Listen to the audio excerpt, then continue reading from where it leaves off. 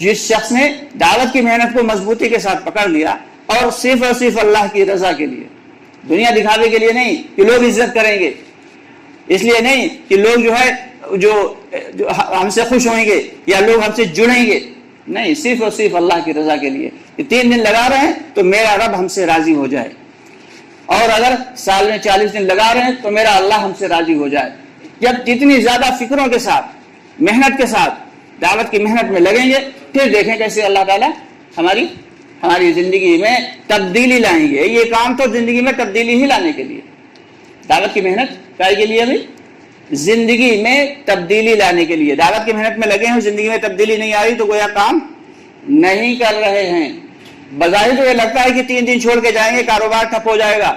دکانیں بند ہو جائیں گی، ملازمت پہ بہت بڑا فرق پڑے گا، کبھی حالات آئیں گے، وَلَنَبْلُوَنَّكُمْ بِشَيْءٍ مِّنَ الْخَوْفِ وَالْجُوعِ وَنَقْصٍ مِّنَ الْأَمْوَالِ۔ اللہ تعالیٰ فرماتے ہیں کہ ہم تمہیں آزمائیں گے، کبھی تمہیں بھوک کے ذریعے آزمائیں گے، کبھی خوف کے ذریعے آزمائیں گے، کبھی تمہارے مالوں میں نقصان کے ذریعے آزمائیں گے، لیکن اس آزمائش میں جو کھڑا اتر جائے گا، ایک آدمی جو ہے وہ لے کے گیا، بازار گیا لینے کے لیے ایک مٹکا، تو اس مٹکے کی ذرا چھوٹی سی کہانی سن لیجئے۔ کیا مسئلہ تھا کہ زمین جس کی کوئی اوقات نہیں تھی، مٹی جس کی کوئی اوقات نہیں، کوئی ادھر ٹھوکر مار رہا، کوئی ادھر ٹھوکر مار رہا، تالاب پر کی مٹی بیکار، اس کی کوئی حقیقت نہیں۔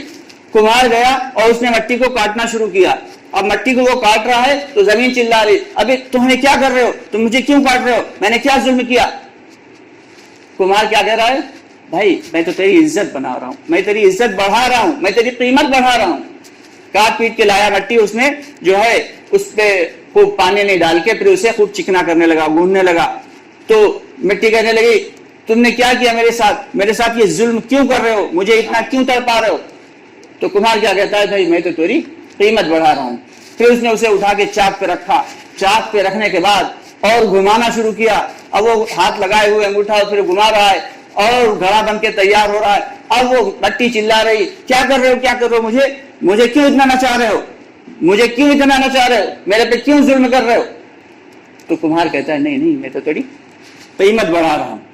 اور اس کے بعد پھر جب گھڑا تیار ہو گیا، لے جا کے اسے خوب چلچلاتی تیز دھوپ پہ رکھ دیا، اب وہ بیٹی اور زور زور سے چلا رہی، کیا کر رہے ہو میرے ساتھ، یہ ابھی تک تم نے مجھے کچلا، مارا اور پھر نچایا اور لا کے مجھے چلچلاتی دھوپ میں رکھ دیا۔ کمہار کہتا ہے نہیں بیٹھتے رہو، میں تو تمہاری قیمت بڑھا رہا ہوں۔ اتنے دیر میں کمہار کا لڑکا آیا، کہنے لگا بھٹی تیار ہے، اور وہ سوکھ گیا تھا گھڑا، اس کو اٹھا کے لے گیا اور بھٹی میں جلتی ہوئی آگ میں رکھ دیا۔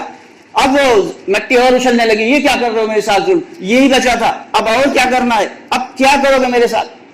تو کمہار کا بس ایک ہی جواب، میں تو تیری قیمت بڑھا رہا ہوں۔ اگلے دن بازار تھی، بازار لے کے گیا اور ایک آدمی آیا، اس نے دیکھا کہ ہاں گھڑا تو بڑا اچھا ہے، گھڑا تو بڑا خوبصورت ہے، دیکھنے میں تو اچھا لگ رہا، ذرا چیک کر کے دیکھ لیں۔ اب اس نے جو ہے گھڑے کو اٹھایا اور پھر ایک اینٹے کے ٹکڑے کو اٹھایا اور بجا کے دیکھنے لگا۔ جب بجا کے دیکھنے لگا تو کہنے لگی اتنا ظلم کیا کم تھا، اب تم مجھے اس اینٹے سے بھی مارو گے، کیا کر رہے ہو، کیوں ظلم کر رہے ہو؟ اب اس نے بجانا جو شروع کیا تو اگر ٹن ٹن کی آواز آ رہی ہے تو وہ گھڑا صحیح ہے، اور اگر بکبکانے کی آواز آ رہی ہے تو اتنی محنتوں کے بعد بھی وہ بیکار ہو گیا، اس کی کوئی حقیقت نہیں رہی، اتنی آزمائشوں کے بعد وہ بیکار ہو گیا۔ تو اگر وہ ٹنٹنانے کی آواز آ رہی ہے، اس نے پوچھا کہ یہ کتنے کا ہے، کمہار نے کہا یہ 100 روپے کا ہے، کہا وہ مٹی اس کی خاک تھی، تالاب کے کنارے کی اس کی کوئی اوقات نہیں تھی، کہا وہ 100 روپے کا ہو گیا، اور وہ 100 روپے کا اس نے گھڑا لیا، لے جا کے اسے سب سے اچھی جگہ کوٹری میں رکھا، ایک مڑوا تھا اس کے اوپر رکھا، دھل دھلا کے اس نے پانی بھرا، پانی بھرنے کے بعد سائے دار جگہ میں خوب رکھا، اور جس کا جی چاہ رہا ہے آ رہا ہے پانی پی رہا ہے، اب وہ خود بھی ٹھنڈا ہے، خود بھی سکون سے ہے، اور اس کے ذریعے، اس گھڑے کے ذریعے نہ جانے کتنے لوگوں کا کلیجہ ٹھنڈا ہو رہا ہے۔ تو جب یہ آزمائش آتی ہے، آزمائش پہ اگر ہم جمے رہیں گے تب دعوت کی محنت کے فائدے ہمیں نظر آئیں گے، کریں گے سب لوگ انشاءاللہ۔